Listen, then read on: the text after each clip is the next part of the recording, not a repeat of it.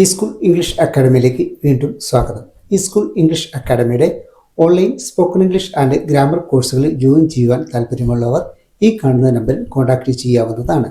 കൂടാതെ ഈ school English അക്കാഡമിയുടെ സോഷ്യൽ മീഡിയ പ്ലാറ്റ്ഫോമുകളായ ഫേസ്ബുക്ക്, ഇൻസ്റ്റഗ്രാം എന്നിങ്ങനെ തുടങ്ങിയ പേജുകൾ നിങ്ങൾ ഫോളോ ചെയ്യുകയാണെങ്കിൽ അക്കാഡമിയെ സംബന്ധിച്ചുള്ള പുതിയ അപ്ഡേറ്റുകൾ നിങ്ങൾക്ക് ഇവയിൽ നിന്നും ലഭിക്കുന്നതായിരിക്കും.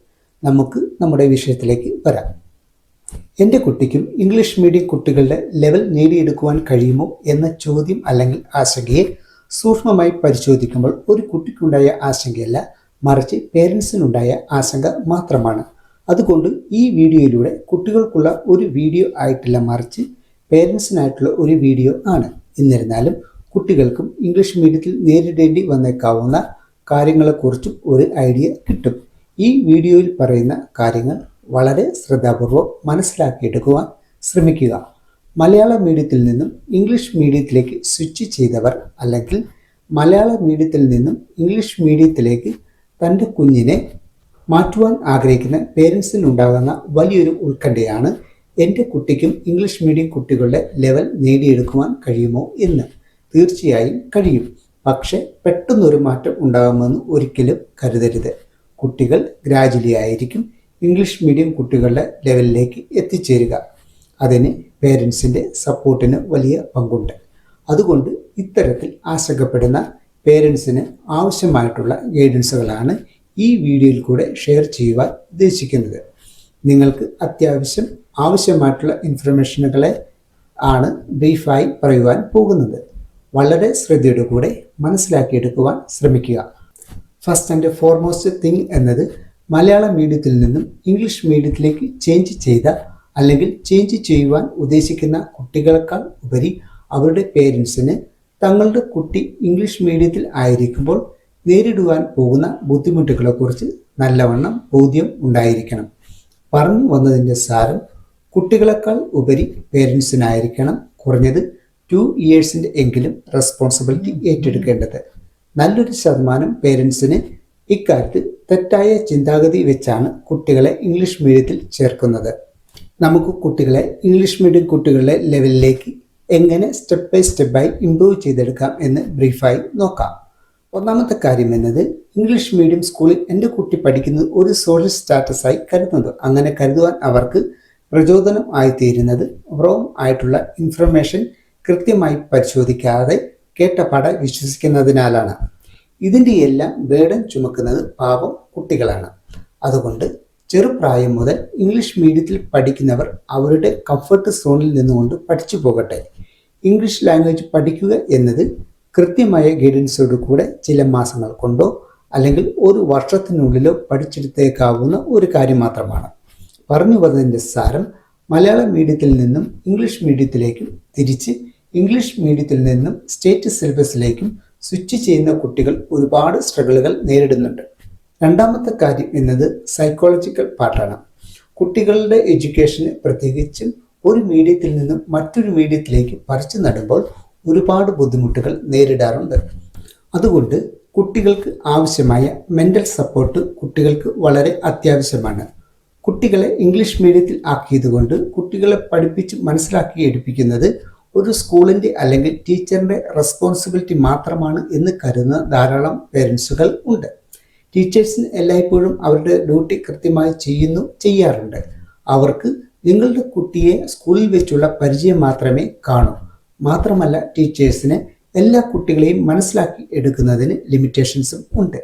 എന്നാൽ ഒരു പേരൻസിനാണ് കുട്ടികളുമായി ഇമോഷണലി കൂടുതൽ അറ്റാച്ച്മെൻ്റ് ഉള്ളത്. അതുകൊണ്ട് മലയാള മീഡിയത്തിൽ നിന്നും ഇംഗ്ലീഷ് മീഡിയത്തിലേക്ക് ചേഞ്ച് ചെയ്ത അല്ലെങ്കിൽ ചെയ്യുവാൻ പോകുന്ന കുട്ടിക്ക് അവരുടെ ഓരോ മൊമെൻറ്റ്സിനെയും ചേഞ്ചുകളെയും നന്നായി മനസ്സിലാക്കി ക്ഷമയോടുകൂടി ഇമോഷണൽ ആൻഡ് മെൻ്റൽ സപ്പോർട്ട് കൊടുത്ത് എല്ലായ്പ്പോഴും എൻകറേജ് ചെയ്യുക. മൂന്നാമത്തെ കാര്യം എന്നത് ലാംഗ്വേജ് അഡാപ്റ്റേഷനാണ്. കുട്ടികൾ ചെറുപ്പം മുതൽ എല്ലാ മേഖലകളിലും ഉപയോഗിക്കുന്ന ഒരു ഭാഷാ ലോകത്തിൽ നിന്നും മറ്റൊരു ലാംഗ്വേജിൻ്റെ ലോകവുമായി പൊരുത്തപ്പെടുന്നതിനെയാണ് ലാംഗ്വേജ് അഡാപ്റ്റേഷൻ എന്നതുകൊണ്ട് ഞാൻ ഉദ്ദേശിക്കുന്നത്. അതായത് മലയാള ഭാഷയിൽ നിന്നും വളരെ വ്യത്യസ്തമായ ഇംഗ്ലീഷ് ലാംഗ്വേജിൻ്റെ പുതിയ അറ്റ്മോസ്ഫിയറുമായി പൊരുത്തപ്പെടുവാൻ കുറച്ചധികം സമയവും എഫേർട്ടും ആവശ്യമാണ്. ചിലർക്ക് ഇംഗ്ലീഷുമായി പൊരുത്തപ്പെടുവാൻ 6 months എടുക്കും, ചിലർക്ക് 1 വർഷം എടുക്കും, ചിലർക്ക് 2 വർഷം എടുക്കും. ആ ഒരു ചേഞ്ചിന്റെ ഡ്യൂറേഷനുമായി പൊരുത്തപ്പെടുവാൻ ഒരുപാട് എഫേർട്ടും ടൈമും ഒരു കുട്ടിക്ക് ആവശ്യമാണ്. ഈ ഒരു കാലയളവ് എപ്പോഴും കൗണ്ട് ചെയ്യപ്പെടുന്നത് കുട്ടികളുടെയും പേരൻസിൻ്റെയും എഫേർട്ട്, പേഷ്യൻസ്, ടൈം എന്നീ പ്രധാന 3 ഫാക്ടേഴ്സിനെ ബേസ് ചെയ്തായിരിക്കും മാറ്റം ഉണ്ടാകുക. അതുകൊണ്ട് കുട്ടികൾക്ക് പഠനത്തിനാവശ്യമായ സാഹചര്യങ്ങൾ പേരൻസ് ക്രിയേറ്റ് ചെയ്ത് കൊടുക്കുക. കുട്ടികളുടെ പഠനത്തെ ഡിസ്ട്രാക്ട് ചെയ്യുന്ന ഒരു കാര്യവും കുട്ടികളായാലും പേരൻസ് ആയാലും വീട്ടിൽ ചെയ്യാതിരിക്കുക. 4ാമത്തെ കാര്യം എന്നത് ഒരു കുട്ടി സ്കൂളിൽ നേരിടുന്ന ഇനീഷ്യൽ സ്ട്രഗിളുകളാണ്. ഇംഗ്ലീഷ് മീഡിയം ക്ലാസ്സിൻ്റെ തുടക്കം മുതൽ കുട്ടികൾ വിവിധ സ്ട്രഗിളുകൾ ഇംഗ്ലീഷ് ലാംഗ്വേജിനോടുള്ള ബന്ധത്തിൽ നേരിടാറുണ്ട്. ഒന്നാമതായി നേരിടുന്ന സ്ട്രഗിൾ എന്നത് ഇംഗ്ലീഷ് ലാംഗ്വേജിൻ്റെ സ്ട്രക്ചറാണ്. രണ്ടാമതായി നേരിടുന്ന സ്ട്രഗിൾ എന്നത് വൊക്കാബുലറി അല്ലെങ്കിൽ ന്യൂ വേർഡുകളാണ്.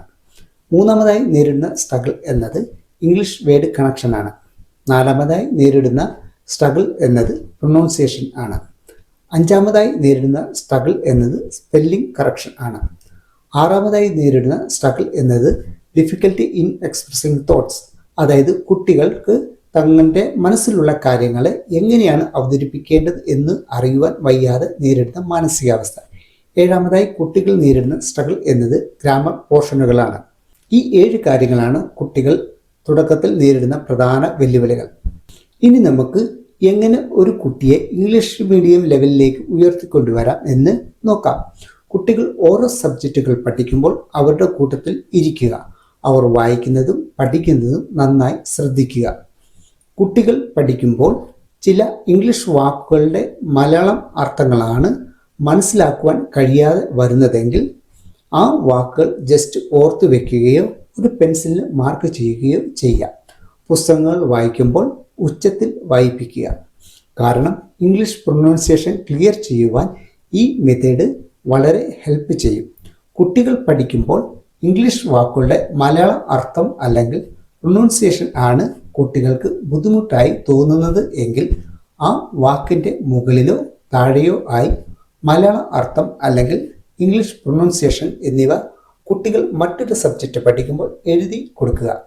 പിന്നീട് ഇവ റിപ്പീറ്റ് ചെയ്ത് വായിപ്പിക്കുക. ഈ ഒരു ആക്ടിവിറ്റി അവർ ചെയ്യുന്നുണ്ടെന്ന് ഉറപ്പുവരുത്തുക. ഇങ്ങനെ പേരൻസിന് തൻ്റെ കുട്ടിക്കും ഇംഗ്ലീഷ് മീഡിയം കുട്ടികളുടെ ലെവലിലേക്ക് ഉയർത്തിക്കൊണ്ടുവരുവാൻ കഴിയും. നിങ്ങൾക്ക് ഈ വീഡിയോയിൽ പറഞ്ഞ കാര്യങ്ങൾ നന്നായി മനസ്സിലായി എന്ന് കരുതുന്നു. നിങ്ങൾക്ക് ഈ വീഡിയോ ഇഷ്ടപ്പെട്ടെങ്കിൽ ലൈക്ക് ആൻഡ് സബ്സ്ക്രൈബ് ചെയ്യുക. നിങ്ങളുടെ പരിചയത്തിലുള്ളവർക്കും കൂടെ ഈ ഒരു വീഡിയോ ഷെയർ ചെയ്യുവാൻ മറന്നു പോകരുത്. നമുക്ക് മറ്റൊരു ഇൻഫോർമേറ്റീവ് വീഡിയോയുമായി നമുക്ക് വീണ്ടും കാണാം.